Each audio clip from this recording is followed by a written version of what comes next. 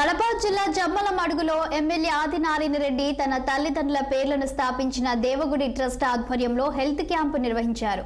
ఈ సందర్భంగా ఆయన మీడియాతో మాట్లాడి పలు ఆసక్తికరమైన కామెంట్లు చేశారు. వైసీపీ అభ్యర్థులను వైట్ బాల్, నో బాల్ గా అభివర్ణించి తాను గుగ్లీలను సైతం సిక్సర్లుగా మలుస్తానని తెలిపారు. అనంతరం జమ్మలమడుగు అభివృద్ధికి నిరంతరం కృషి చేస్తారని హామీ ఇచ్చారు.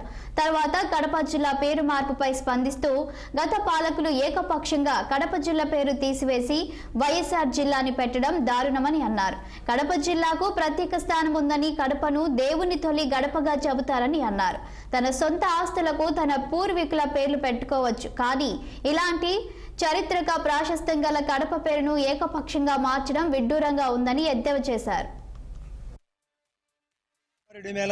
లేకుంటే సుధీర్ అని ఒకరు వైడ్ బాలుకు ప్రశస్తి, ఒకరు నోబాలు. వీళ్ళు వైడ్ బాలు నోబాల్ వేస్తా అంటే మేము బ్యాట్ తీసుకొని గూగులీ బాల్ కూడా సిక్సర్ కొడతాం. రాజకీయాల్లో మాకు తెలుసు అంట. ఇక్కడ ఏం చేయాలా ఏం కథ అని ఇక్కడ ఈరోజే ఉదాహరణ, ఇది 3వ మెడికల్ క్యాంపు. రేపు జాబ్ మేళ కూడా పెడతాం. మన గండికోట ఉత్సవాలు నడిపినాం. బ్రహ్మాండంగా బెమ్మసాని చంద్రశేఖర్ గారితో మాట్లాడి వెంటనే ఫైల్ రన్ చేయించిన. సెంట్రల్ మినిస్టర్కు ఫైల్ రన్ అయింది. ఎక్కడ లేని విధంగా అందరికంటే ఎక్కువ 7 కోట్లు 8 కోట్ల రూపాయలు ఓన్లీ R&B రిపేర్లకు తెచ్చినాం.